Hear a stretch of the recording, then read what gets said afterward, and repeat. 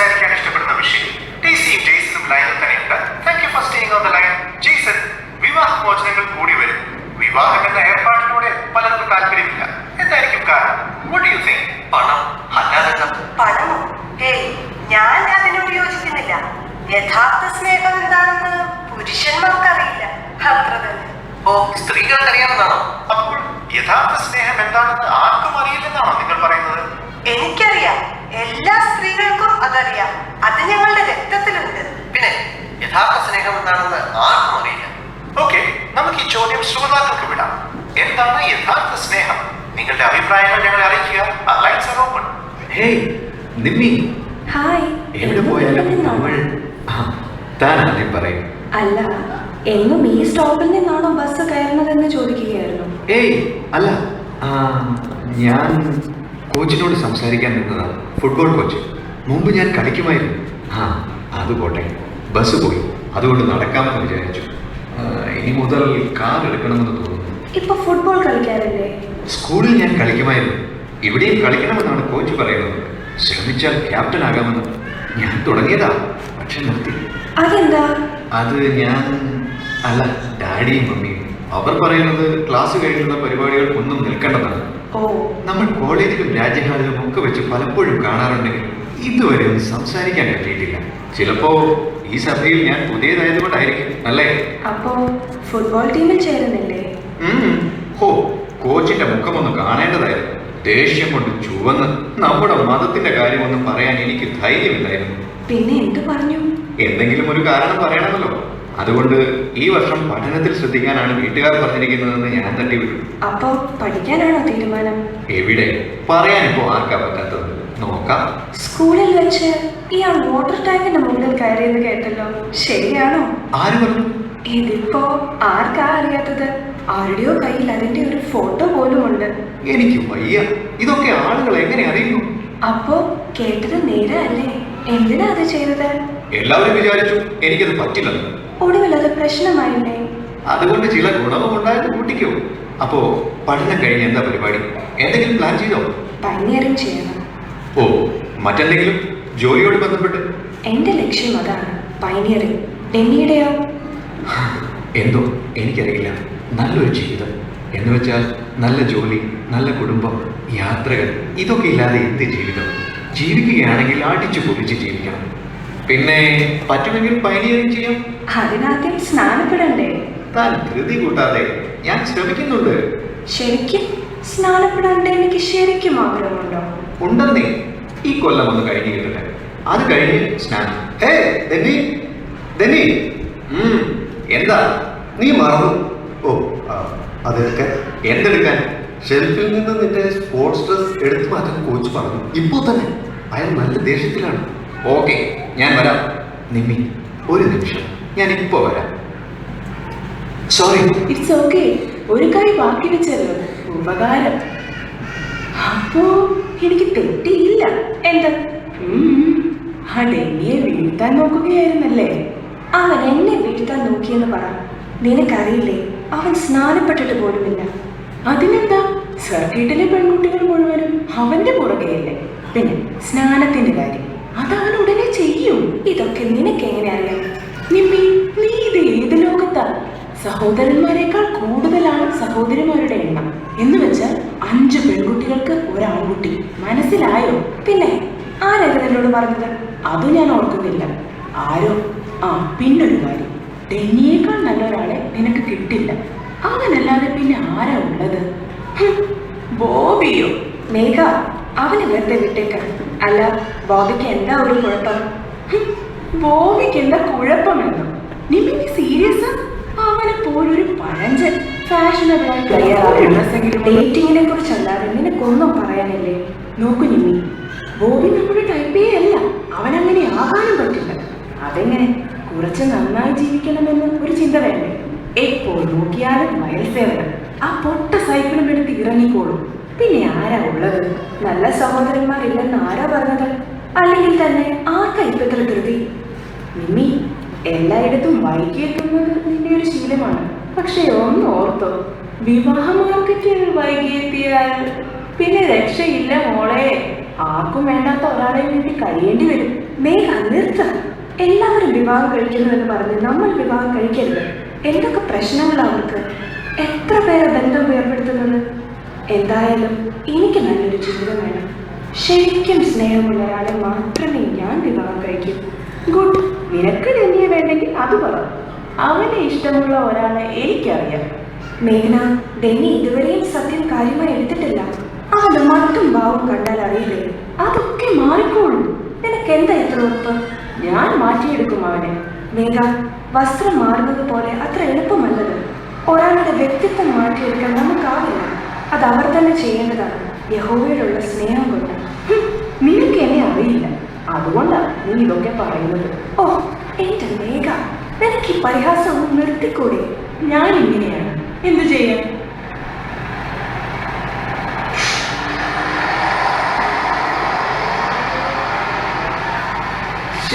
പോയല്ലോ. വെയിറ്റ് ചെയ്യാൻ ഞാൻ പറഞ്ഞതാ അവളോട്. എന്താടാ ഒരു ഇത് നിനക്കവളെ ശരിക്കും? ആ ആണെന്ന് കുടിക്കും. മോനെ വേണ്ട, ആ മോഹം കളഞ്ഞേക്ക്. അവൾ ടൈപ്പ് വേറെ. കിട്ടുമോന്ന് ഞാനൊന്ന് നോക്കട്ടെ. കിട്ടില്ല എന്ന് ഉറപ്പുള്ളത് തന്നെ വേണം നിനക്ക്, അല്ലേ? അതെന്താടാ നീ അങ്ങനെ പറഞ്ഞത്? അവൾ മതത്തിലൊക്കെ താല്പര്യമുള്ള കൂട്ടത്തിലല്ലേ? അതിനെന്താ, ഞാനും അങ്ങനെയാണല്ലോ. ഉവ്വ് എന്നു മുതലാണോ? അവൾ പോകുന്ന സഭയിൽ തന്നെയാണ് എന്റെ ഡാഡിയും മമ്മിയും പോകുന്നത്. ഒരു ഭക്തൻ വന്നിരിക്കുന്നു. ഒന്ന് പോടെ. പണം, സ്പോർട്സ്, ഇതല്ലാതെ വേറെ എന്തെങ്കിലും നിനക്ക് പറയാനുണ്ടോ? അല്ല, ഞാൻ പറഞ്ഞത് നേരാ. ദൈവകാര്യങ്ങളൊക്കെ കുറച്ചുകൂടി താല്പര്യപ്പെടുക്കണമെന്ന് ഇടയ്ക്കൊക്കെ എനിക്കും തോന്നാറുണ്ട്. എങ്കിൽ പിന്നെ നിനക്ക് ഞങ്ങളുടെ സഭയിൽ വന്നുകൂടെ? എന്തെങ്കിലും പ്രയോജനം ഉണ്ടായാലോ? ഓ, എനിക്ക് അത്ര താല്പര്യമൊന്നുമില്ല. പിന്നെ ഞാൻ ഇപ്പോൾ തന്നെ ഒരു പള്ളിയിൽ പോകുന്നു. പക്ഷെ ഞാൻ ഇനിയെ കുറിച്ചൊരു കാര്യം പറയാം. അവൾ ഹിസ്റ്ററി ക്ലാസ്സിൽ ഒരു സൂപ്പർ പ്രോജക്റ്റ് അവതരിപ്പിച്ചു. നാസികളുടെ മുമ്പിൽ പിടിച്ചു നിന്നതിന് നിങ്ങളുടെ ആളുകളെ സമ്മതിക്കണം. അപ്പൊ ശരി, കാണാം. ഓക്കെ. ആ പിന്നെ ഈ ശനിയാഴ്ച ഗ്രൗണ്ടിൽ കളിയുണ്ട്. നീ വരുന്നോ? എപ്പോ? രാവിലെ 10 മണി. ഓ, അന്ന് വയൽ സേവനത്തിന് പോകണമല്ലോ. എന്ത്? Okay, no problem, ഞാനുണ്ടാകും.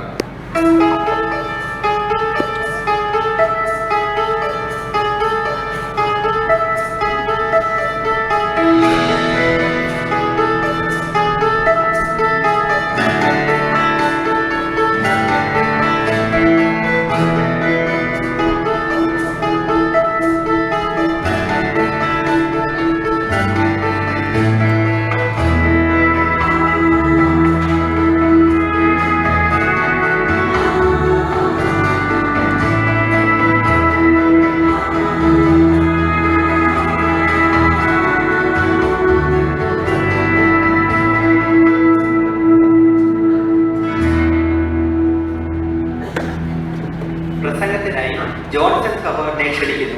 പ്രസംഗത്തിന്റെ വിഷയം സ്നേഹം സത്യക്രിസ്തീയ സഭയെ തിരിച്ചറിയും. മേഘ, ദാ മീറ്റിംഗ് തുടങ്ങി. എന്താ ഇത്ര വലിയ അത്യാവശ്യം? എനിക്ക് നിന്നോടൊരു കാര്യം പറയാനുണ്ട്. എന്നെ കുറിച്ച്. ഇപ്പോഴും ഞാൻ കണ്ടു നിങ്ങൾ സംസാരിക്കുന്നത്. നമ്മുടെ സഭയിൽ പുതുതായിട്ട് വരുന്നവരോട് പിന്നെ സംസാരിക്കണ്ടേ? ഞങ്ങൾ എപ്പോഴും സംസാരിക്കാറുണ്ട്. ഞാൻ കാണുന്നുണ്ട്, കുറെ നാളായല്ലോ. ഒന്ന് പതുക്കെ. അല്ല, എന്നാ ഇപ്പൊ പെട്ടെന്ന് അവനെ സപ്പോർട്ട് ചെയ്യാൻ? എനിക്ക് മനസ്സിലായി, ആള് ക്യൂട്ടാണ്, സ്മാർട്ടാണ്, കോളേജിലെ ഹീറോയാണ്. പോരാത്തിന് അവനിപ്പോൾ നിന്റെ പിന്നാലെയാണല്ലോ. എന്തൊക്കെ നീ പറയുന്നത്? നിമ്മി, നിന്റെ കാര്യങ്ങളിൽ തലയിടുകയാണെന്ന് വിചാരിക്കരുത്. പക്ഷേ ആളുകൾ നിങ്ങളെ കുറിച്ച് പലതും പറയുന്നുണ്ട്. ആളുകൾക്ക് അവരുടെ കാര്യം നോക്കിയാൽ പോലെ. ഞാൻ അകത്തേക്ക് പോകുന്നു. നിങ്ങളുടെ നോട്ടവും ഭാവവും ഒന്നും ആരും കാണുന്നില്ലെന്ന്. നിനക്ക് അപകടമൊന്നും പറ്റില്ലെന്നേ എനിക്കുള്ളൂ. അപകടമോ? എന്തപകടം? ഒന്ന് ഞാൻ പറയാം. അവന് നിന്നോട് നീ വിചാരിക്കുന്നത്ര ഇഷ്ടമൊന്നുമില്ല. ഓ, അങ്ങനെയാണ്. അപ്പൊ പിന്നെ ഈ മെസ്സേജുകളോ? ഇതുപോലെ 100 കണക്കിന് മെസ്സേജുകൾ പ്ലസ് ഇമെയിൽസ്. പറയുന്നത് കൊണ്ട് വിഷമം തോന്നരുത്. നിനക്ക് മാത്രമല്ല അവനിത് അയക്കുന്നത്. ദാ ഇത് കണ്ടു, ഇതെല്ലാം അവനയച്ചതാണ്. പിന്നെ നിന്നെയും പറഞ്ഞു. യഥാർത്ഥ ക്രിസ്തീയ സ്നേഹം പലരും കരുതുന്നതിനേക്കാൾ ശക്തമാണ്. വരുന്നുണ്ട്. എന്താ രണ്ടുപേരും കൂടി കാര്യമായ എന്തോ ചർച്ചയാണല്ലോ. ഓ, ഒന്നുമില്ല. ഞാൻ വെള്ളം കുടിക്കാൻ വന്നതാണ്. അതിനെന്തിനാ ഇങ്ങനെ ഓടിപ്പോകുന്നത്? അല്ല, നിങ്ങൾക്ക് ഒരുപാട് സംസാരിക്കാൻ കാണും. ഞാൻ പോയേക്കാം. എന്തായാലും രണ്ടുപേരും കൂടെ. ഡെന്നി, നീ മറ്റു പെൺകുട്ടികൾക്ക് മെസ്സേജും ഇമെയിലും ഒക്കെ അയക്കാറുണ്ടോ? ഓ, ഒരു അസൂയ മണക്കുന്നുണ്ടല്ലോ. അല്ല, മറ്റുള്ളവരോട് സ്നേഹത്തോടെ ഇടപെടുന്നതിൽ എന്താ തെറ്റ്? അവരെ ഇതെങ്ങനെ ബാധിക്കുമെന്ന് ഡെന്നി ഓർത്തിട്ടുണ്ടോ? എന്നെ ഇതെങ്ങനെ ബാധിക്കുമെന്ന് ചിന്തിച്ചിട്ടുണ്ടോ? എന്റെ എന്നെ ഒരു ഫ്രണ്ടായി കണ്ടാൽ മതിയെന്ന് ഞാൻ അവരോട് പറഞ്ഞിട്ടുണ്ട്. അതിൽ കൂടുതൽ അവർ പ്രതീക്ഷിക്കരുത്. അപ്പോ നമ്മുടെ കാര്യമോ? നമ്മളും വെറും ഫ്രണ്ട്സാ? ഹേയ്, അല്ല, തന്നെ എനിക്ക് ശരിക്കും ഇഷ്ടമാണ്. പക്ഷെ വിവാഹത്തെ കുറിച്ച് ചിന്തിക്കുന്നതിന് മുമ്പ് എനിക്ക് കുറെ കാര്യങ്ങൾ ചെയ്തു തീർക്കാനുണ്ട്. എന്ത് കാര്യങ്ങൾ? അപ്പോ ആത്മീയ ലക്ഷ്യങ്ങളോ? ഓ, അതോ? ആ, ദമ്പതികൾക്കുള്ള സ്കൂളിൽ പങ്കെടുക്കുന്ന കാര്യം. ദമ്പതികൾക്കുള്ള സ്കൂളോ? ക്രിസ്തീയ ദമ്പതികൾക്കുള്ള ബൈബിൾ സ്കൂൾ. നമ്മൾ അതിനെക്കുറിച്ച് സംസാരിച്ചിരുന്നു, മറന്നോ? ഇല്ലില്ല, ഓർമ്മയുണ്ട്. പക്ഷെ നിമിക്കും അതിൽ താല്പര്യമില്ലല്ലോ. അതെങ്ങനെ ഡെന്നിക്ക് അറിയാം? ഞാൻ ഉദ്ദേശിച്ചത്, അത് കഴിഞ്ഞാൽ പിന്നെ അവർ പറയുന്നിടത്തേക്ക് നമ്മൾ പോകേണ്ടി വരില്ല. അതോടെ സകല സ്വാതന്ത്ര്യവും പോകും. മാസങ്ങളോളം എനിക്ക് മെസ്സേജും ഇമെയിലും അയച്ചിട്ടിപ്പോ സ്വാതന്ത്ര്യം പോകുമെന്നോ? അയ്യോ, അതല്ല ഞാൻ ഉദ്ദേശിച്ചത്. നിമ്മി, അത് വിട്. മതി, ഹാളിലേക്ക് പോകാം. പ്രസംഗം ബാക്കിയെങ്കിലും കേൾക്കാം. ഓക്കെ, ഞാൻ കുറച്ച് വെള്ളം കുടിച്ചിട്ട് വരാം. നല്ല സ്റ്റൈല മുടി. ഡെന്നിയെ കാണാനും നല്ല സ്റ്റൈലാ. യഹോവേ, ശരിയായ തീരുമാനമെടുക്കാൻ എന്നെ സഹായിക്കണേ.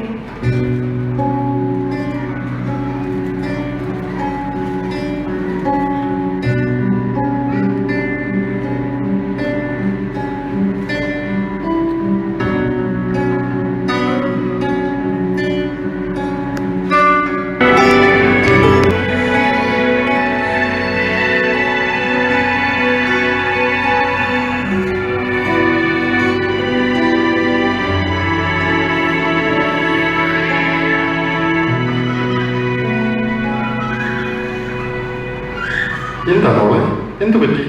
ഏയ്, ഒന്നുമില്ല. നിന്റെ മുഖം വാടിയിരിക്കുന്നുണ്ടോ? അങ്ങനെ തോന്നുന്നുണ്ടോ? ഡെന്നിയുമായി ബന്ധപ്പെട്ട എന്തെങ്കിലുമാണോ? മോൾക്ക് എന്താ പറ്റിയത്? എനിക്കറിയില്ല ഡാഡി. എന്താണെങ്കിലും ഞങ്ങളോട് പറ മോളെ. ഇങ്ങനെയൊക്കെ തോന്നുമെന്ന് ഞാൻ കരുതിയതേയല്ല. ഡെന്നിയൊക്കെ നമ്മുടെ സഭയിലേക്ക് വന്നപ്പോൾ അവൻ സ്നാനമേറ്റിട്ടില്ലെന്ന് എനിക്കറിയാമായിരുന്നു. പക്ഷേ കുറച്ചു മാസങ്ങൾക്ക് മുമ്പ് ഡെന്നി എനിക്ക് ഫോൺ ചെയ്യാൻ തുടങ്ങി, മെസ്സേജ് അയക്കാനും. എന്തിനെ കുറിച്ച്? അങ്ങനെ കാര്യമായിട്ടൊന്നുമല്ല. അവൻ ഇപ്പോൾ എവിടെയാണ്, എന്ത് ചെയ്യുന്നു, പിന്നെ കുറെ തമാശകൾ. പിന്നെ പിന്നെ അതൊരു പതിവായി. വ്യക്തിപരമായ കാര്യങ്ങൾ പോലും ഞങ്ങൾ സംസാരിക്കാൻ തുടങ്ങി. അവൻ മോശമായിട്ട് എന്തെങ്കിലും എഴുതിയോ? ഏയ്, അങ്ങനെയാണെങ്കിൽ ഞാനത് പണ്ടേ നിർത്തിയേനെ. പക്ഷേ വിവാഹം കഴിക്കുന്നതിനെ കുറിച്ച് പോലും ഞങ്ങൾ സംസാരിച്ചു. മോളെ, അതത്ര നിസ്സാരമല്ല. എന്നിട്ട് മോൾ എന്താ ഇക്കാര്യം ഞങ്ങളോട് പറയാതിരുന്നത്? എപ്പോഴാണ് മനസ്സിൽ അങ്ങനെ ഒരു ഇഷ്ടം തോന്നിയതെന്നറിയില്ല. ഡെന്നി എന്നെ ശ്രദ്ധിക്കുന്നതും എന്നോട് സംസാരിക്കുന്നതും ഒക്കെ ഞാൻ ഇഷ്ടപ്പെട്ടു തുടങ്ങി. അവനെ കാണാൻ, അവൻ്റെ കൂടെ ആയിരിക്കാൻ ഞാൻ ആഗ്രഹിച്ചു. നിമ്മി, നിങ്ങൾ രണ്ടുപേരും ചെറുപ്പമാണ്. ഈ പ്രായത്തിൽ ഇങ്ങനെ ഒരു ആകർഷണം തോന്നുന്നത് സ്വാഭാവികമാണ്. പക്ഷേ വിവാഹം കഴിക്കാനുള്ള പക്വത നിങ്ങൾക്കായെന്ന് മോൾക്ക് തോന്നുന്നുണ്ടോ? ഇല്ലെന്ന് തോന്നുന്നു. നിമ്മി, ഇനിയിപ്പോ മോൾക്ക് അതിനുള്ള പക്വതയായെന്ന് തന്നെ ഇരിക്കട്ടെ. പക്ഷേ ഡെന്നിക്കോ? ആത്മീയതയുള്ള ഒരു കുടുംബനാഥനായിരിക്കും അവനെന്ന് മോൾക്ക് തോന്നുന്നുണ്ടോ? ആത്മീയ കാര്യങ്ങളിൽ അവൻ നേതൃത്വം എടുക്കുമോ? അതിനുള്ള പക്വത അവനായിട്ടില്ലെങ്കിൽ ജീവിതത്തിൽ ഒരിക്കലും നിനക്ക് സന്തോഷം ഉണ്ടാവില്ല മോളെ. അവൻ സ്നാനപ്പെട്ടിട്ട് പോലുമില്ല. ആദ്യം ഈ ലോകത്തൊന്ന് കാലുറപ്പിക്കട്ടെ എന്നാണ് അവൻ പറയുന്നത്. ഈ ലോകം നശിക്കുമെന്ന് ശരിക്കും വിശ്വസിക്കുന്നില്ലേ എന്നപ്പോൾ ഞാൻ അവനോട് ചോദിച്ചു. മോളെ, എന്തായാലും നീ ഇതേപ്പറ്റി പ്രാർത്ഥിക്കണം. യഹോവയുമായുള്ള ബന്ധത്തിന്റെ കാര്യത്തിൽ ഒരു തീരുമാനമെടുക്കാൻ ഡെന്നിക്ക് ഇനിയും കഴിഞ്ഞിട്ടില്ല. ആ സ്ഥിതിക്ക് നിന്റെ കാര്യത്തിൽ അവൻ സീരിയസ് ആണെന്നുള്ളതിന് എന്താ ഉറപ്പ്? മമ്മി പറയുന്നത് എനിക്ക് മനസ്സിലാകുന്നുണ്ട്. പക്ഷേ നമ്മൾ മറ്റുള്ളവർ വിധിക്കാൻ പാടില്ലല്ലോ. വിവാഹം കഴിക്കാൻ പോകുന്ന ആളുടെ കുറവുകൾ കണ്ടില്ലെന്ന് നടിക്കുന്നത് ബുദ്ധിയല്ല. അതൊക്കെ ശ്രദ്ധിക്കേണ്ടത് ഇപ്പോഴാണ്, വിവാഹത്തിന് മുമ്പ്. വിവാഹം കഴിഞ്ഞാൽ പിന്നെ എല്ലാം സഹിച്ച് കൂടെ കഴിയുകയേ നിവൃത്തിയുള്ളൂ. ശരിയാ മോളെ, വിവേകമുള്ളവൾ അനർത്ഥം കണ്ട് ഒളിച്ചുകൊള്ളും. വിവാഹത്തിന് ശേഷം നമ്മൾ മറ്റേയാളുടെ തെറ്റുകുറ്റങ്ങൾ ക്ഷമിക്കുകയും പൊറുക്കുകയും ഒക്കെ ചെയ്യണമെന്നല്ലേ? എങ്കിൽ പിന്നെ എന്തുകൊണ്ട് വിവാഹത്തിന് മുൻപതായിക്കൂടാ? സ്നേഹമുണ്ടെങ്കിൽ ഇതൊക്കെ പരിഹരിക്കാവുന്നതല്ലേ ഉള്ളൂ. മോളെ, നല്ലവണ്ണം ആലോചിച്ചിട്ടാണ് ഇണയെ തിരഞ്ഞെടുക്കുന്നതെങ്കിൽ നീ പറഞ്ഞത് വളരെ ശരിയാണ്. പക്ഷേ ഡെന്നി ഇതുവരെ സ്നാനപ്പെട്ടിട്ടില്ല. നീ അങ്ങനെയല്ല. ഡെന്നിയുമായുള്ള ബന്ധം യഹോവയുമായി നിനക്കുള്ള ബന്ധത്തെ എങ്ങനെ ബാധിക്കുമെന്ന് ചിന്തിക്കണം. ദൈവത്തെ സേവിക്കുന്നത് എളുപ്പമാക്കി തീർക്കുമോ അതോ ബുദ്ധിമുട്ടാക്കി തീർക്കുമോ എന്ന് സത്യസന്ധമായി വിലയിരുത്തണം. മോളെ, സ്നേഹപ്രകടനങ്ങൾ വാക്കുകൾക്കപ്പുറമായാൽ പിന്നെ നേരാവണ്ണം ചിന്തിക്കാൻ പറ്റില്ല. അത് ഓർമ്മ വേണം. എനിക്കറിയാം മമ്മി. നിമ്മി, ആരെ വിവാഹം കഴിക്കണമെന്ന് തീരുമാനിക്കേണ്ടത് നീ തന്നെയാണ്. ശരിയായ തീരുമാനങ്ങൾ എടുക്കാൻ നിന്നെ സഹായിക്കണമെന്ന് ഞങ്ങൾക്കുള്ളൂ. നിനക്കും നിന്റെ മക്കൾക്കും അവരുടെ മക്കൾക്കുമൊക്കെ നന്മ വരുത്തുന്ന നല്ല തീരുമാനങ്ങൾ. ഇപ്പോൾ മാത്രമല്ല, വരുവാനുള്ള ലോകത്തിൽ. എന്നോട് സ്നേഹമുള്ളത് കൊണ്ടാണ് നിങ്ങൾ ഇതൊക്കെ പറയുന്നതെന്ന് എനിക്കറിയാം. പക്ഷേ മറ്റു കുട്ടികൾ അവരുടെ ബോയ്ഫ്രണ്ടിന്റെ കൂടെ നടക്കുന്നത് കാണുമ്പോൾ എന്തോ ഒരു നഷ്ടബോധം. ഞാൻ ഒറ്റയ്ക്കായതുപോലെ. മമ്മിക്കത് മനസ്സിലാകും മോളെ. പക്ഷേ യഹോവയെ സേവിക്കുന്നതല്ലേ മോളെ സംബന്ധിച്ച് ഏറ്റവും വലിയ കാര്യം. അങ്ങനെ കരുതാത്ത ഒരാളെ വിവാഹം കഴിച്ചാൽ ഉണ്ടാകുന്ന ഏകാന്തതയുണ്ടല്ലോ, അതാണ് ഏറ്റവും ദുസ്സഹം. തുടക്കം മുതൽ തന്നെ യഹോവയായിരിക്കണം നിങ്ങളുടെ ബന്ധത്തിലെ മൂന്നാമത്തെ കണ്ണി. പൗലോ സഹോദരന്റെയും പ്രിസില്ല സഹോദരിയുടെയും ജീവിതം നോക്ക്. ഡാഡിക്കും എനിക്കും വലിയൊരു പ്രോത്സാഹനമാണ് അവരെന്നും. സമയം കിട്ടുമ്പോൾ മോൾ അവരോടൊന്ന് സംസാരിക്കണം. മോളെ, നമ്മുടെ ഈ ആഴ്ചത്തെ കുടുംബാരാധനയ്ക്ക് വിവാഹത്തെക്കുറിച്ചുള്ള ചില ലേഖനങ്ങൾ നമുക്കൊന്ന് നോക്കിയാലും നല്ലൊരു തീരുമാനമെടുക്കാൻ അത് മോളെ സഹായിക്കും. ശരി ഡാഡി. മോള് ശരിയായ തീരുമാനമേ എടുക്കൂ എന്ന് ഞങ്ങൾക്കറിയാം. എന്ത് തീരുമാനം എടുക്കുമ്പോഴും യഹോവയെ ഓർക്കണം, അവനോട് പ്രാർത്ഥിക്കണം. പിന്നെ ആ തീരുമാനങ്ങൾ മോളെ എങ്ങനെ ബാധിക്കുമെന്നും ചിന്തിക്കണം, മോളുടെ ഭാവിയെ.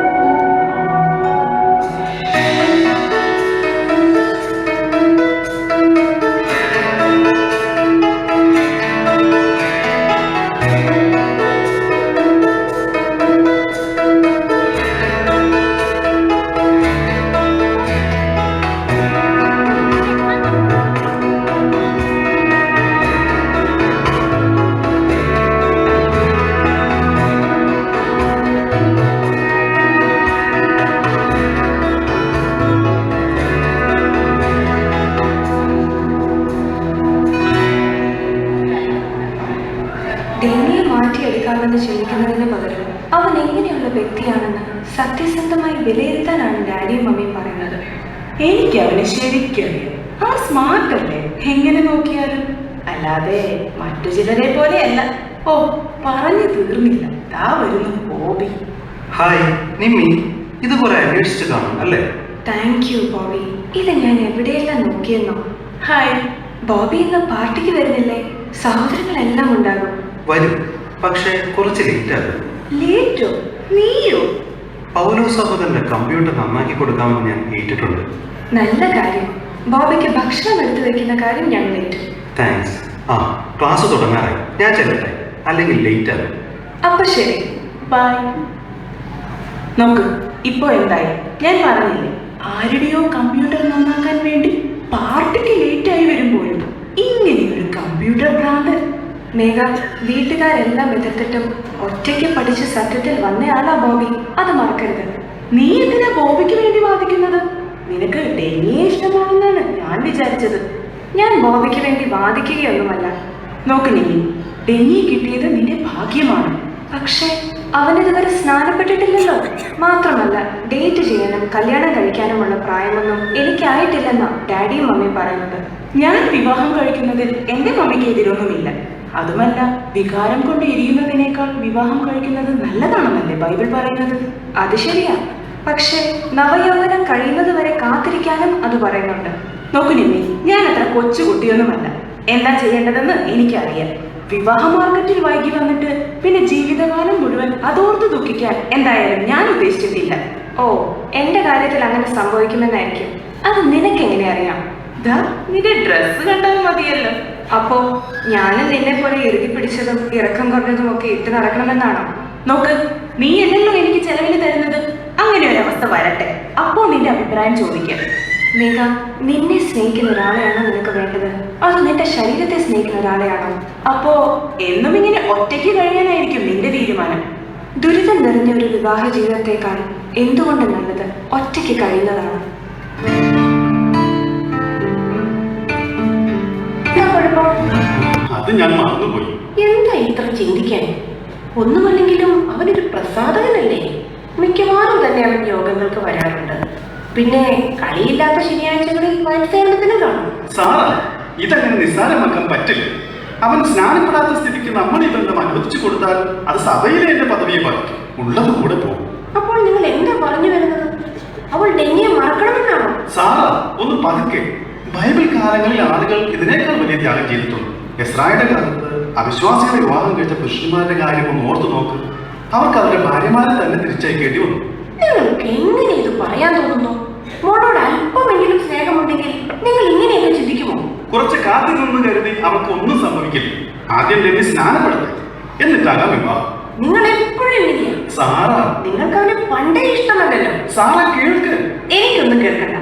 ഇപ്പോൾ അവളുടെ കൂടെ നിന്നില്ലെങ്കിൽ അവൾ സത്യത്തിൽ നിന്ന് പോകുന്നത് കാണേണ്ടി വരും നിങ്ങൾക്ക്.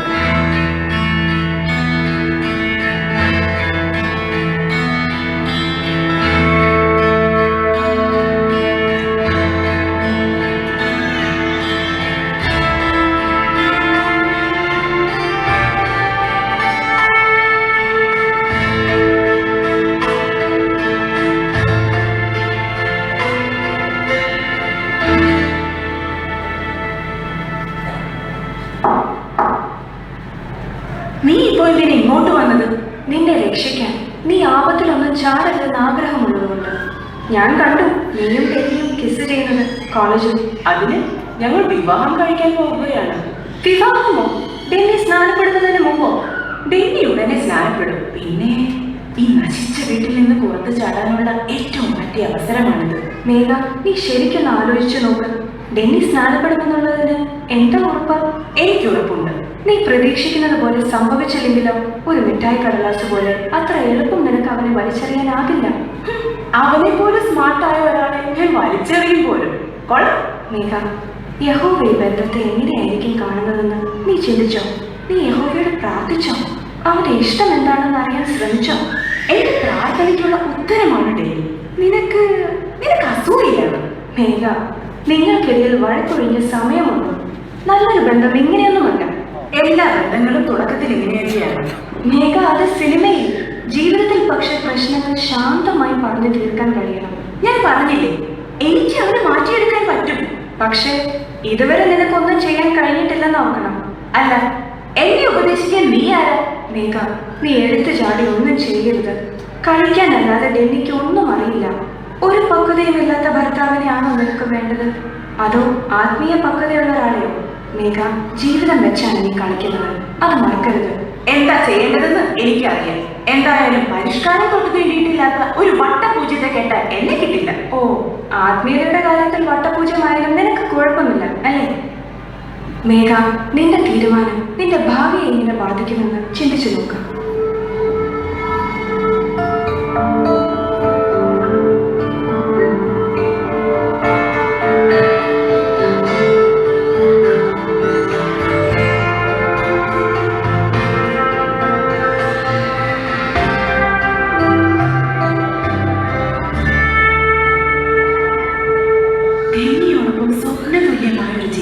അതുമാത്രമേ എനിക്ക് കാണാൻ കഴിയുന്നുള്ളൂ. പിന്നെ നീ പറയുന്നത് കേൾക്കേണ്ട കാര്യമൊന്നും എനിക്കില്ല. നീ എന്നല്ല ആരും.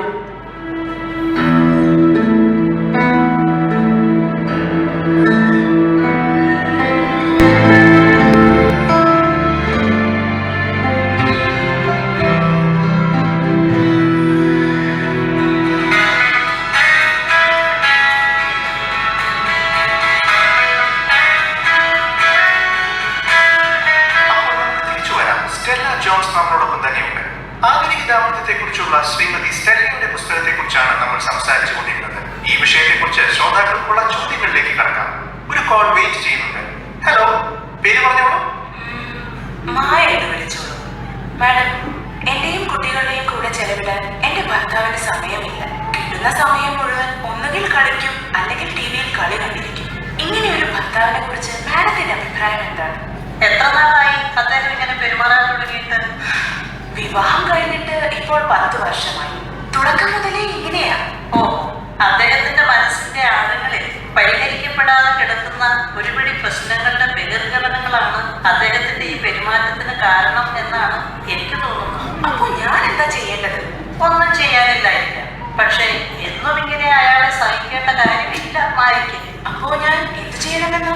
കൂടെയുള്ള ജീവിതം മതിയായെന്ന് തുറന്നു പറയുക. അല്ലെങ്കിൽ താമസിക്കാൻ മറ്റൊരിടം നോക്കാൻ പറയൂ. നിമ്മി, നീ ഇത് കേട്ടോണ്ടിരിക്കുകയായിരുന്നു അല്ലല്ലോ? ഞാൻ അത് കൂടെ ഇടാൻ മറന്നു. സോറി. ഓ സാരമില്ല, ഇപ്പൊ ഇത് എനിക്കൊരു ശീലമായി ബോബി. ഞാൻ തന്നെ അത് കൂടെ ഇട്ടേക്കാം. പിന്നെ നമുക്ക് പോകണ്ടേ? യാത്രയുടെ ക്ഷീണം ഇതുവരെ മാറിയിട്ടില്ല. ഡാഡിയും മമ്മിയും ഇപ്പോൾ എവിടെയാണ് വയൽസേവനത്തിന് പോകുന്നതെന്ന് അറിയാമോ? ഓ, അത് ടൗൺ ഹാളിന്റെ അടുത്താണ്. ഇനി 1 മണിക്കൂറേ ഉള്ളൂ. അതിനുള്ളിൽ സ്ഥലത്തെത്തണം. നമ്മൾ പ്രത്യേക പൈനർമാരാണെന്ന് ഓർക്കണം. കൃത്യനിഷ്ഠയുടെ കാര്യത്തിൽ നമ്മളൊരു മാതൃകയായിരിക്കണം. ശരി ശരി, ഞാനിപ്പോ റെഡിയാകാം. ഇത് നേരെയുണ്ട്. ഇപ്പൊ സുന്ദരനായിട്ടുണ്ട്. താങ്ക്സ്. എന്നെ കാണാൻ എങ്ങനെയുണ്ട്? ഞാൻ ഇപ്പോഴും പണ്ടത്തെ പോലെ തന്നെയാണോ? എന്റെ ഭാര്യ സുന്ദരിയല്ലേ, അന്നും ഇന്നും. നമുക്ക് പോകണ്ടേ? ശരി ശരി, ബോബി റെഡി ആവുമ്പോഴേക്കും ഞാൻ റെഡി ആയിട്ടുണ്ടാകും. ബോബി, ഇത് കണ്ടോ ഒരു ഇമെയിൽ? ആരുടെയാണെന്നറിയോ? എന്റെ നിമ്മി, ഈ സമയമില്ലാത്ത സമയത്താണോ ഇമെയിൽ നോക്കുന്നത്? മേഘനയാ. മേഘനയോ? അവളെ കുറിച്ച് ഒരു വിവരവുമില്ലായിരുന്നല്ലോ. വർഷം എത്ര കഴിഞ്ഞു. അവസാനം കണ്ടുമുട്ടിയപ്പോഴത്തെ അവളുടെ പെരുമാറ്റം കണ്ടപ്പോൾ ഞാൻ കരുതി ഞങ്ങൾ തമ്മിൽ ഇനി ഒരു ബന്ധവും ഉണ്ടാവില്ലെന്ന്. അവൾ എന്താ എഴുതിയിരിക്കുന്നത്? Dear Nimmi and Bobby, pioneering നിങ്ങൾ നന്നായി ആസ്വദിക്കുന്നുണ്ടാകുമെന്ന് കരുതുന്നു. നിങ്ങളുടെ വിവാഹത്തിന് വരാൻ കഴിയാഞ്ഞതിൽ എനിക്ക് വിഷമമുണ്ട്. വരാൻ പറ്റിയൊരു സാഹചര്യമായിരുന്നില്ല അന്ന്. ഇപ്പോഴും കാര്യങ്ങൾക്ക് വലിയ മാറ്റമൊന്നുമില്ല. മോൾ സ്കൂളിൽ പോകാൻ തുടങ്ങി. നീ അറിഞ്ഞു കാണും, എനിക്കൊരു മോൾ കൂടി ഉണ്ടായി, നികിത. ഇപ്പോൾ 6 മാസമായി. ഞാൻ ജോലിക്ക് പോകുമ്പോൾ അവളെ മമ്മിയുടെ അടുത്താക്കും. അപ്പോൾ നിനക്ക് ഊഹിക്കാമല്ലോ എന്റെ തിരക്ക്. അത് പോട്ടെ, എനിക്ക് നിന്നോട് ഒരു കാര്യം സംസാരിക്കണമെന്നുണ്ട്. കേൾക്കുമ്പോൾ നിനക്ക് അത്ഭുതം തോന്നും. നീ ഇപ്പോഴും എന്നെ ഒരു ഫ്രണ്ടായി കാണുന്നുണ്ടെന്ന് കരുതുന്നു. എത്രയും പെട്ടെന്ന് വിവരം അറിയിക്കുക മേഘന. അവളുടെ ഫോൺ നമ്പറും ഉണ്ട്. നിമ്മി, അവൾ എന്തോ പ്രശ്നത്തിലാണെന്ന് തോന്നുന്നു. നീ സഹായിക്കണം. അവളെ കുറിച്ച് ഓർക്കുമ്പോൾ എനിക്ക് സങ്കടമുണ്ട്. വിവാഹം കഴിക്കാൻ എന്തൊരു തിടുക്കമായിരുന്നു അവൾക്ക്. അവളുടെ ഡാഡി അവളെ പറഞ്ഞു മനസ്സിലാക്കാൻ എത്ര ശ്രമിച്ചതാ. പക്ഷേ അപ്പോഴേക്കും അവൾ ഡെന്നിയോട് വല്ലാതെ അടുത്തു പോയില്ലേ. എന്തായാലും നമ്മളെ ആരും നിർബന്ധിച്ചില്ല. വിവാഹം കഴിക്കാനും പറഞ്ഞില്ല, കഴിക്കേണ്ടെന്നും പറഞ്ഞില്ല. യഹോവയുടെ രീതിയിൽ കാര്യങ്ങൾ ചെയ്യാൻ മൂപ്പന്മാരും അവളോട് പറഞ്ഞു. പക്ഷെ അവൾ കേട്ടില്ല. ബോബി, ഉച്ച കഴിഞ്ഞ് ഞാൻ ടൗണിൽ പോയി മേഘനെ ഒന്ന് കണ്ടാലും കൂട്ടത്തിൽ പൗലോ സഹോദരനെയും സഹോദരിയെയും ഒന്ന് കാണുകയും ചെയ്യാം. ആ, അത് കൊള്ളാം. ഞാൻ നിന്റെ ഡാഡിയുടെ കൂടെ ആ ബൈബിൾ അധ്യയനത്തിന് പോകാം. ഡിന്നറിന് മുമ്പ് ഞാൻ എത്തും. ഞാൻ മേഘനയെ വിളിച്ചിട്ട് എവിടെ കാണണമെന്ന് ചോദിക്കാം. ബോബി, വേറെ എന്തെങ്കിലും സംഭവിച്ചിട്ടുണ്ടാകുമോ? ഡെന്നിയെ കുറിച്ച് അവൾ ഒന്നും പറഞ്ഞില്ല. എന്തൊക്കെയാണോ ആവോ?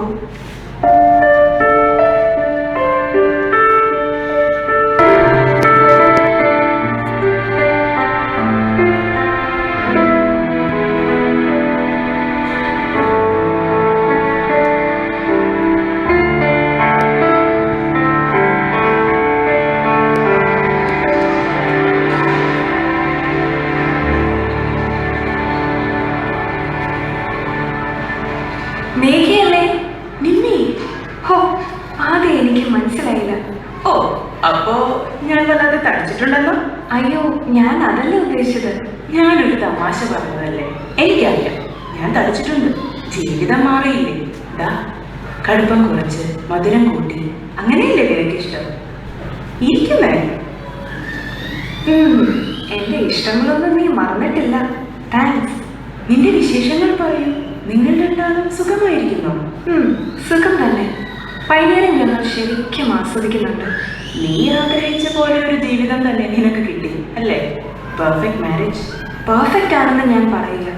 ഞങ്ങൾക്കും ഞങ്ങളുടേതായ പ്രശ്നങ്ങളുണ്ട്, കൊച്ചു കൊച്ചു പ്രശ്നങ്ങൾ. വൃത്തിയുടെ കാര്യത്തിൽ എനിക്കുള്ള നിർബന്ധം നിനക്കറിയാലോ. ബോബി പക്ഷെ മുഷിഞ്ഞ തുണികൾ അവിടെയും ഇവിടെയും ഇടും. പിന്നെ ഞാൻ വേണം അതെടുത്ത് കൂടിയിലിടാൻ. ബോബിയും ഒത്തിരി അഡ്ജസ്റ്റ് ചെയ്യുന്നുണ്ട്. എവിടെയും വൈകി ഇറങ്ങുന്ന എൻ്റെ ആ പഴയ ശീലം ഇപ്പോഴും മാറിയിട്ടില്ല. എന്തായാലും നിനക്ക് നല്ലൊരു ഭർത്താവിനെ കിട്ടി. ഡെന്നിയും അതുപോലെ ആയിരുന്നെങ്കിൽ. അതെങ്ങനെ? എന്നെ ദേഷ്യം പിടിപ്പിക്കാനല്ലേ ഡെന്നിക്ക് നേരമുള്ളൂ. ചില നേരത്ത് ബോബിയും എന്നെ ദേഷ്യം പിടിപ്പിക്കാറുണ്ട്. പക്ഷേ അപ്പോൾ ഞാനൊന്ന് പ്രാർത്ഥിച്ചിട്ട് 1 കൊരിന്ത്യർ 13-ാം അധ്യായത്തിൽ പറയുന്ന കാര്യങ്ങൾ ഓർക്കും. സ്നേഹം പ്രകോപിതമാകുന്നില്ല, അത് ദ്രോഹങ്ങളുടെ കണക്ക് സൂക്ഷിക്കുന്നില്ല, എല്ലാം സഹിക്കുന്നു എന്നൊക്കെയല്ലേ? നിമ്മി, നിന്റെ അവസ്ഥയല്ല എന്റേത്. ഡെന്നി മീറ്റിങ്ങിന് പോയിട്ട് മാസങ്ങളായി.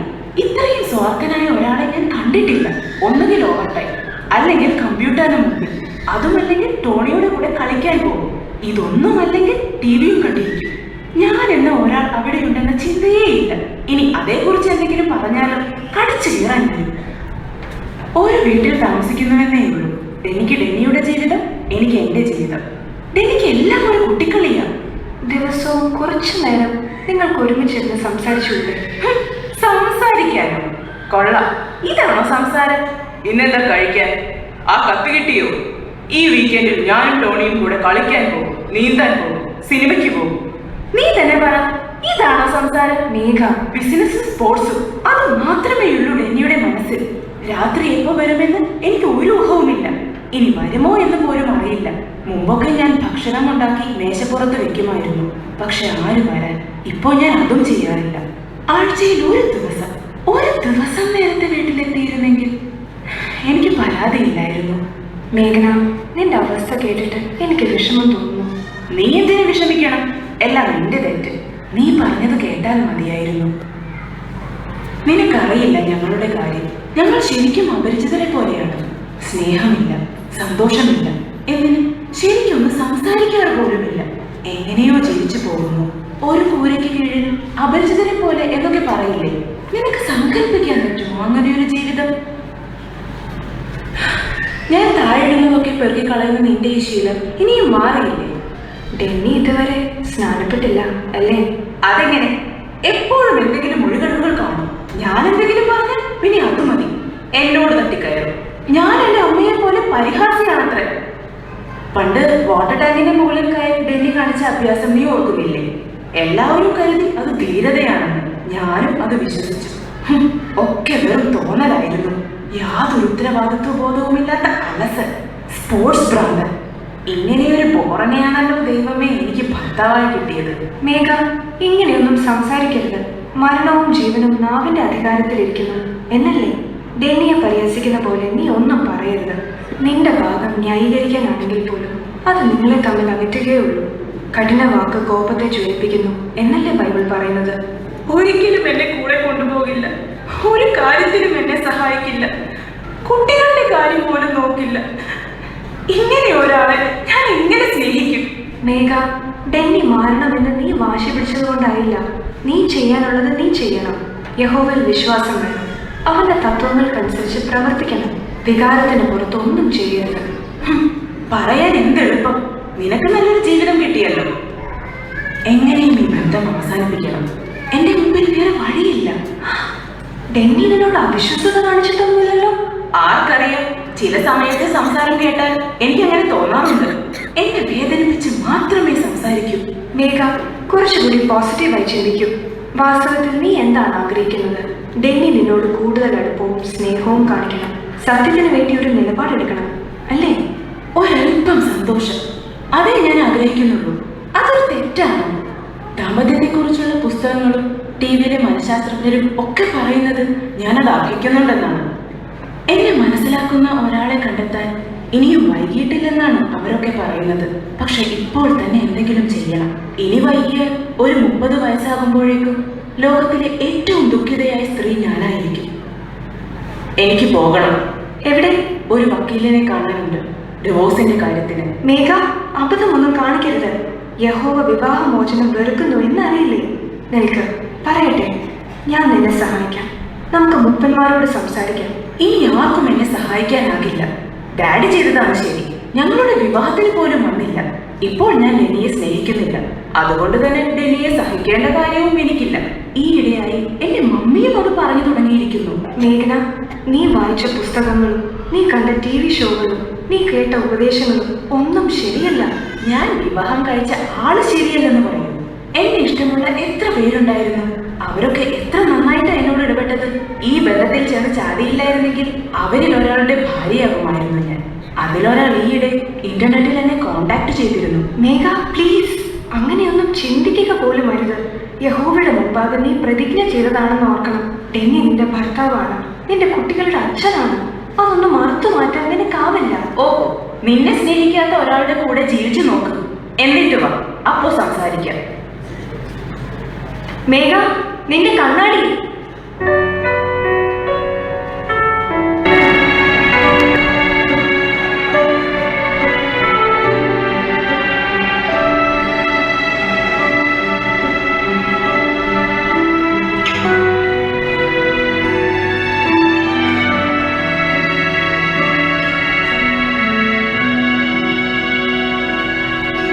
പൗലോ സഹോദര, പ്രിസില്ല സഹോദരി, കയറി വരൂ.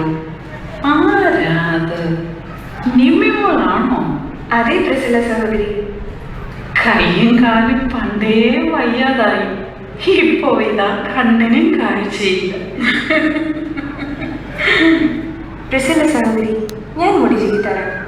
ശരി മോളെ.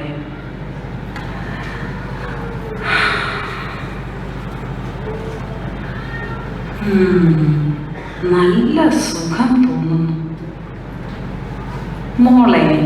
നീയും ബോബിയും നിങ്ങളുടെ പുതിയ നിയമനം ആസ്വദിക്കുന്നു എന്ന് കേട്ടപ്പോൾ ഒരുപാട് സന്തോഷം തോന്നി. യഹോവയുടെ വഴിയാണ് എപ്പോഴും ശരി. അതിന് തെളിവല്ലേ നിങ്ങളുടെ ജീവിതം? നിങ്ങളുടെ മാതൃകയും ഉപദേശങ്ങളുമാണ് ഞങ്ങളെ സഹായിച്ചത്. പക്ഷേ എനിക്കൊരു കാര്യത്തിൽ കൂടി നിങ്ങളുടെ ഉപദേശം വേണം. എന്താ ബോബി എന്തെങ്കിലും? അല്ലല്ല, മേഘനയുടെയും ഡെന്നിയുടെയും കാര്യമാണ്. എന്തു പറ്റി മോളെ? ഞാൻ അവളെ കണ്ടിട്ട് വരുന്ന വഴിയാണ്.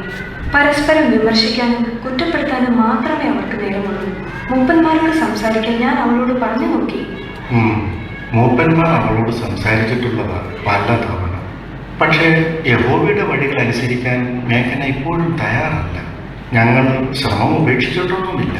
ഇപ്പോ വിവാഹമോചനം വേണമെന്ന് അവൾ പറയുന്നത്. വിവാഹമോചനമോ? അതിന് തിരുവഴുത്ത് അടിസ്ഥാനമുണ്ടോ? അതവൾക്കറിയില്ല.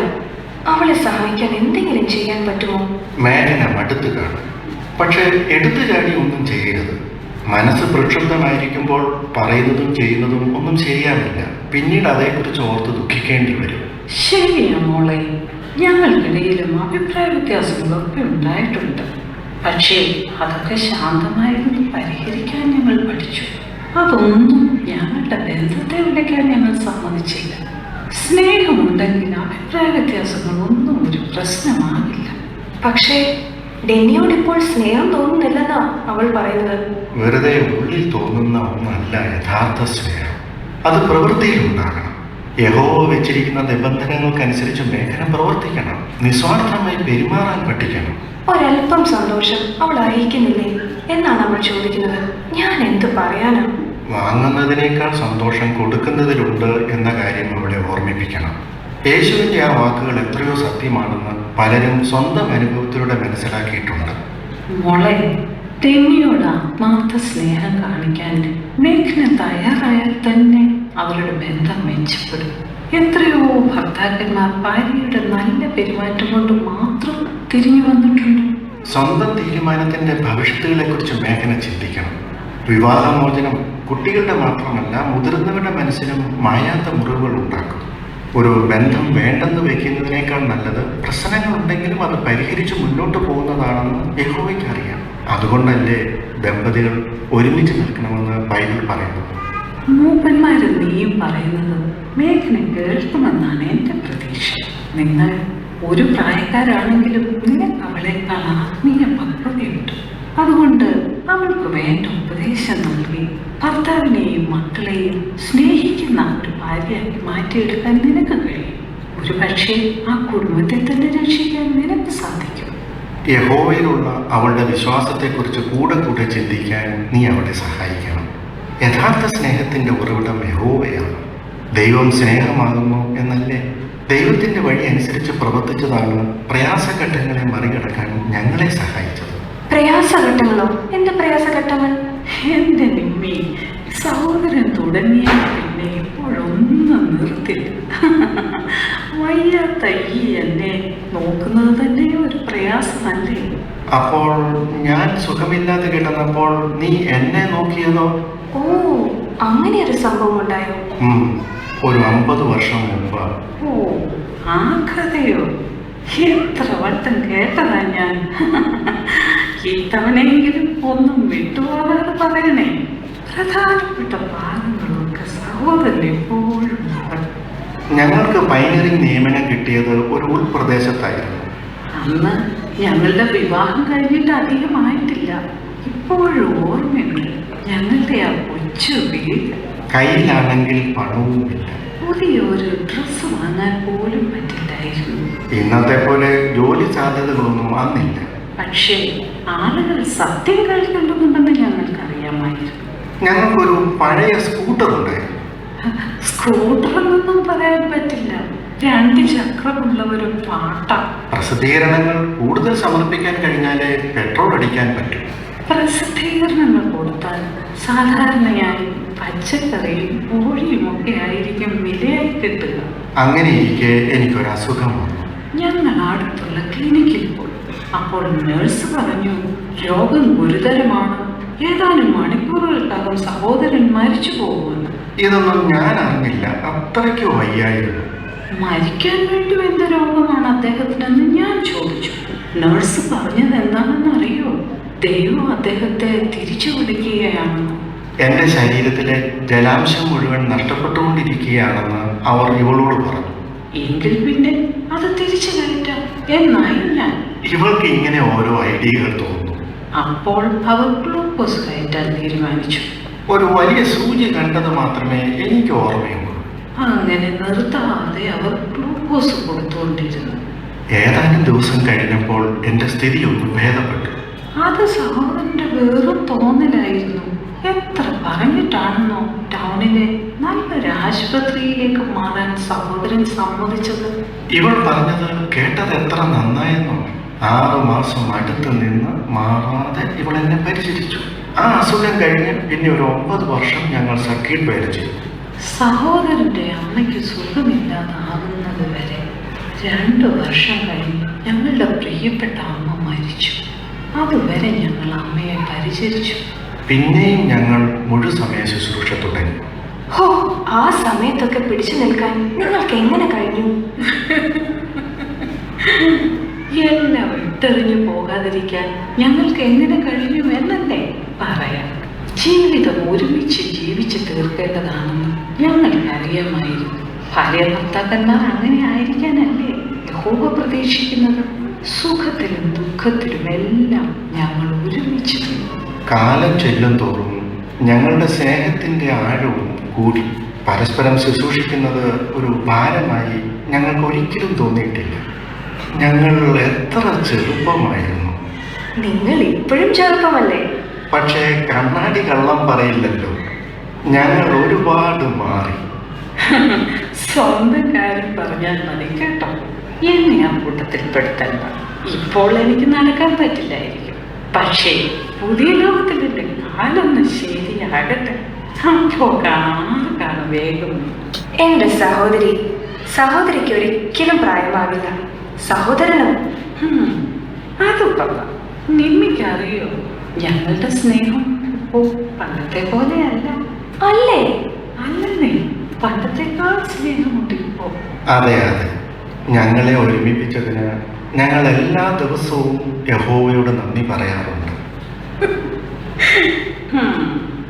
ഇപ്പോഴും ചെറുപ്പമാണെന്ന വിചാരം. അന്നത്തെ പോലെ മുള്ളുകൊള്ളാതെ നോക്കിക്കോ. ഓ, അന്ന് തന്ന റോസാപ്പൂവ ഇത്? ഇതളുകൾ വാടി, നിറം മങ്ങി. പക്ഷേ എന്റെ കണ്ണിൽ ഇതിന്റെ ഭംഗി ഒരിക്കലും കുറയില്ല. എന്റെ കണ്ണിൽ നിന്റെ ഭംഗിയും ഒരിക്കലും മങ്ങില്ല. എൻ പ്രിയ കാന്തയെ ഞാൻ ഹൃദയ സ്നേഹിക്കും. ദൈവം തോരിണകൾ വേർപെടുത്തിയിടല്ലേ. നിങ്ങളുടെ ഈ സ്നേഹം മേഘനയൊന്ന് കണ്ടിരുന്നെങ്കിൽ. നീ സ്വയം വിലപിടിച്ച് ഒരു വാക്കും കൂടാതെ നിന്റെ നല്ല പെരുമാറ്റം കൊണ്ട് മാത്രം ദേവിയെ നേടാൻ നിനക്ക് കഴിയില്ലെന്ന് ആര് കണ്ടു? യഥാർത്ഥ സ്നേഹത്തിന് ശക്തിയുണ്ട് മേഘ. മരണത്തേക്കാൾ ശക്തമാണത്. നിനക്കത് സാധിക്കും മേഘ. യഥാർത്ഥ സ്നേഹം കാണിക്കാൻ യഹോവയെ ഓർത്ത്, നിന്റെ കുട്ടികളെ ഓർത്ത്, നീ അത് ചെയ്താൽ ബാക്കി കാര്യം യഹോവ നോക്കിക്കൊള്ളും. നീ ഒന്ന് വന്നേ. എങ്ങോട്ട്? നീ ഇതുവരെ പോയിട്ടില്ലാത്ത ഒരിടത്തേക്ക്. കുഞ്ഞിനെ ഒറ്റയ്ക്കാക്കി പോകാൻ പറ്റില്ല. ദൂരേക്കൊന്നും അല്ലെന്നേ. നമ്മൾ എന്നും കണ്ണാടിയിൽ നോക്കും. എന്തെങ്കിലും പോരായ്മകൾ കണ്ടാൽ അത് ശരിയാകും, അല്ലേ? ഇനി ആത്മീയമായി നീ എങ്ങനെയാണെന്ന് ഒന്ന് നോക്കാം. എന്നിട്ട് സ്വയം ചോദിക്കുക, ഇങ്ങനെ ആയിരിക്കാനാണോ ഞാൻ ആഗ്രഹിച്ചത്? യഹോവ ആഗ്രഹിക്കുന്നത്? കാര്യങ്ങൾ യഹോവയുടെ വഴിക്ക് ചെയ്യാൻ ഞാൻ ശ്രമിച്ചിട്ടുണ്ടോ? ഞാൻ എടുക്കുന്ന തീരുമാനങ്ങളുടെ പരിണതഫലം എന്തായിരിക്കും? യഹോവയുടെ വചനം ഈ കണ്ണാടി പോലെയാണ്. വിവാഹമോചനത്തെക്കുറിച്ച് അതെന്താണ് പറയുന്നത്? നീ അതേക്കുറിച്ച് ആലോചിച്ചിട്ടുണ്ടോ? എനിക്കൊന്നും കാണണ്ട. എനിക്ക് മടുത്തു. എങ്ങനെയും ഈ ബന്ധം അവസാനിപ്പിക്കണം. മേഘ, എനിക്ക് പോകണം. നീ ഒരബദ്ധം കാണിച്ചു. ഇനി മറ്റൊന്നും കൂടി ചെയ്യണം.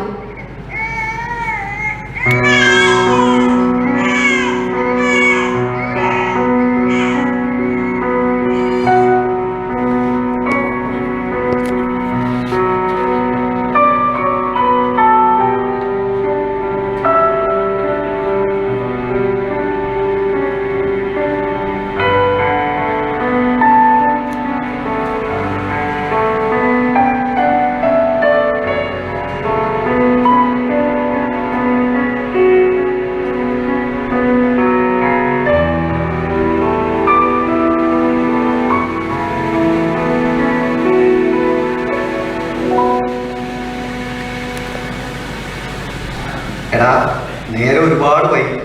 എനിക്ക് പ്രശ്നമില്ല, നിനക്ക് പക്ഷേ ഭാര്യയും കുട്ടികളും ഉള്ളതല്ലേ, വീട്ടിൽ പോകണ്ടേ? ഓ, അവളുടെ മുഖം കാണാതിരുന്നാൽ അത്രയും നല്ലത്. എന്താടാ, എന്താ പ്രശ്നം? വല്ലാത്ത നാവ് അവൾക്ക്. അവളുടെ അമ്മയെ പോലെ തന്നെ. അത് നീ നേരത്തെ ആലോചിക്കേണ്ടതായിരുന്നു. പക്ഷെ ഈയിടെയായി തൊട്ടതിനും പിടിച്ചതിനും ഒക്കെ വഴക്കാം. നീ ഒന്ന് തെളിച്ചു പറ. എന്താ മീറ്റിങ്ങിന് വരാത്തത്? കുറച്ചു നേരമെങ്കിലും ഒന്ന് വീട്ടിലിരുന്നു കൂടെ? ഇങ്ങനെ ഓരോ മനുഷ്യന്റെ സ്വൈര്യം വിട്ടു. അല്ല, അവൾ പറയുന്നതിൽ എന്താ തെറ്റ്? വീട്ടിലിരിക്കുന്ന ശീലം നിനക്കില്ലല്ലോ. ഓഹോ, നീ തന്നെ പറ. കുറ്റപ്പെടുത്തലും കുത്തുവാക്കുകളും കേട്ട് എത്ര നേരം ആ വീട്ടിലിരിക്കും? ഉള്ള മൂടും കൂടി പോകും. അതുകൊണ്ടാണ് ഓവർ ടൈം കളി എന്നൊക്കെ പറഞ്ഞ് ഞാൻ തടി തപ്പുന്നത്. ഒന്ന് പോടാ. അവളെ കാണുന്നതിന് മുമ്പും നീ ഇങ്ങനെ തന്നെയായിരുന്നു. പണം ഉണ്ടാക്കൽ, കളി. പണം ചെലവാക്കാനൊക്കെ വലിയ ഇഷ്ടമാണ് അവൾക്ക്. എന്നാലെങ്കിലും ആ മുഖം ഒന്ന് തെളിഞ്ഞ് കാണണ്ടേ? അതെന്താ? എനിക്ക് ഡെന്നിയുടെ പണം വേണ്ട, ഡെന്നിയെ മതി എന്നാണ് അവൾ പറയുന്നത്. എടാ, അവളുടെ പ്രശ്നമല്ലേ അവൾ പറയുന്നത്. നീ അത് ശ്രദ്ധിക്കുകയല്ലേ വേണ്ടത്. ആ, എന്തായാലും അധികം വൈകാതെ എനിക്ക് കളിക്കാൻ കുറച്ചുകൂടി സമയം കിട്ടുമെന്നാണ് തോന്നുന്നത്. അതെന്താ, ഇനി ഓവർ ടൈം ചെയ്യുന്നില്ലേ? അതൊന്നുമല്ല, അവൾക്ക് ബന്ധം പിരിയണം അത്രേ. ബന്ധം പിരിയാനോ? എന്നിട്ട് നീ എന്ത് പറഞ്ഞു? ഞാനെന്ത് പറയാം? നമുക്ക് ഇതേക്കുറിച്ച് ഒന്ന് സംസാരിച്ചു കൂടെ? അല്ലെങ്കിൽ സോറി അങ്ങനെ എന്തെങ്കിലും പറയാമല്ലോ. അവളെ മാത്രം കുറ്റം പറഞ്ഞിട്ട് കാര്യമില്ലല്ലോ. ഇനി പറഞ്ഞിട്ട് ഒരു കാര്യവുമില്ല. അവൾ വക്കീലിനെ കണ്ടുകഴിഞ്ഞു. ഓ, യഹോവയുടെ സാക്ഷികൾ വിവാഹമോചനത്തിന് എതിരാണെന്നാണല്ലോ ഞാൻ വിചാരിച്ചത്. അതിന് ഞാൻ സാക്ഷിയല്ല. അല്ലേ? ഞാൻ സ്നാനപ്പെട്ടിട്ടില്ല. അതെന്താ? എന്താണെന്ന് ചോദിച്ചാൽ എനിക്കറിയില്ല. സ്നാനപ്പെട്ടാൽ പിന്നെ ഉത്തരവാദിത്വങ്ങളൊക്കെ ഏറ്റെടുക്കേണ്ടി വരും. ഉത്തരവാദിത്വങ്ങൾ? ഉത്തരവാദിത്വം ഏൽക്കേണ്ടി വരുമെന്ന് പറഞ്ഞ് നീ ഡ്രൈവിംഗ് ലൈസൻസ് എടുക്കാതിരുന്നില്ലല്ലോ. ഓ, ഇത് അതുപോലെ അല്ലടാ. ജീവിതകാലം മുഴുവൻ പിന്നെ ആ വഴിക്ക് പോകേണ്ടി വരും. സ്നാനപ്പെടണമെന്ന് എനിക്കറിയാം, പക്ഷെ അതിനു മുമ്പ് കുറച്ച് കാര്യങ്ങൾ കൂടി ചെയ്തു തീർക്കാനുണ്ട്. ഡെന്നി, നീ കുട്ടിക്കളി മാറ്റി സീരിയസ് ആയി ചിന്തിക്കും. പ്രാധാന്യമുള്ളത് എന്താണെന്നും അല്ലാത്തത് എന്താണെന്നും മനസ്സിലാക്കാൻ പറ്റില്ല. അല്ല, നിന്റെ കുട്ടികളുടെ കാര്യം എന്താവും? എനിക്കറിയില്ല. ഇനിയിപ്പോ അതും തീരുമാനിക്കേണ്ടി വരും. എന്തായാലും വലിയ കഷ്ടം തന്നെ. അവിടെ നിന്നും പോരേണ്ടി വന്നാൽ കുറച്ചുനാൾ നിന്റെ കൂടെ തങ്ങാൻ പറ്റുമോ? അതിന് കുഴപ്പമൊന്നുമില്ല. പക്ഷേ അവനവന്റെ ചെലവ് അവനവൻ എടുക്കണം. ഓക്കെ, ഒരു 15 പോയിന്റ് കൂടി കളിക്കാൻ സമയമുണ്ടോ നിനക്ക്? എനിക്ക് പ്രശ്നമൊന്നുമില്ല. ഞാൻ പറഞ്ഞല്ലോ, എന്റെ കാര്യങ്ങളൊക്കെ ഓക്കെ. പക്ഷെ നിന്റെ കാര്യം എന്നാണടാ നിന്റെ ജീവിതം ഒന്ന് നേരെയാകുക? ഡെന്നി, ഞാനൊരു കാര്യം പറയട്ടെ. നിങ്ങളുടെ മീറ്റിങ്ങിന് പോയിരുന്ന കാലത്ത് നീ ഇതിലും ഹാപ്പി ആയിരുന്നു. ചിന്തിക്കാതെ നമ്മൾ വിവാഹത്തിലേക്ക് എടുത്തു ചാടിയത്. പക്ഷേ ഇപ്പൊ എനിക്ക് മനസ്സിലായി, വിവാഹം കുട്ടിക്കളിയല്ലെന്ന്. യഥാർത്ഥ സ്നേഹമുണ്ടെങ്കിലേ അത് വിജയിക്കുമെന്ന്. ഡെന്നി, ഞാൻ ഒരുപാട് ചിന്തിച്ചു. നമ്മളെക്കുറിച്ച്, നമ്മുടെ കുട്ടികളെക്കുറിച്ച്. കുട്ടികളെ കുറിച്ച് എനിക്കും ചിന്തയുണ്ട്. ഡെന്നി, നമുക്ക് പിരിയാതിരുന്നുകൂടെ? നമുക്ക് ഒന്നുകൂടെ ശ്രമിച്ചുകൂടെ? യഹോവയ്ക്ക് ഒരു അവസരം കൊടുത്തുകൂടെ? യഹോവ പറയുന്നത് പോലെ ചെയ്യണം എനിക്ക്. യഥാർത്ഥ സ്നേഹം കാണിക്കണം എനിക്ക്.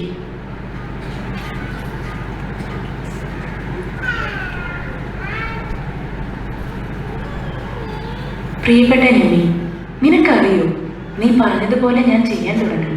ഡെന്നിയും ഞാനും പഴയ പോലെ വഴക്കടിക്കാറില്ല. ഇപ്പോൾ ഡെന്നി മിക്കവാറും എന്റെയും കുട്ടികളുടെയും കൂടെ ഉണ്ടാകും. കാര്യങ്ങൾ അത്ര എളുപ്പമാണെന്നല്ല, പക്ഷെ യഹോവയുടെ സഹായം കൊണ്ട് എല്ലാം ശരിയായി വരുന്നു. തുടക്കം മുതലേ യഹോവയുടെ വാക്കുകൾ അനുസരിച്ചിരുന്നെങ്കിൽ ജീവിതം ഇങ്ങനെയാവില്ലായിരുന്നു. നിമ്മി, ക്ഷമയോടെ എന്നെ സഹായിച്ചതിന് നിനക്ക് എത്ര നന്ദി പറഞ്ഞാലും മതിയാകില്ല. നമ്മുടെ സൗഹൃദം എന്നും എനിക്ക് പ്രിയപ്പെട്ടതായിരിക്കും.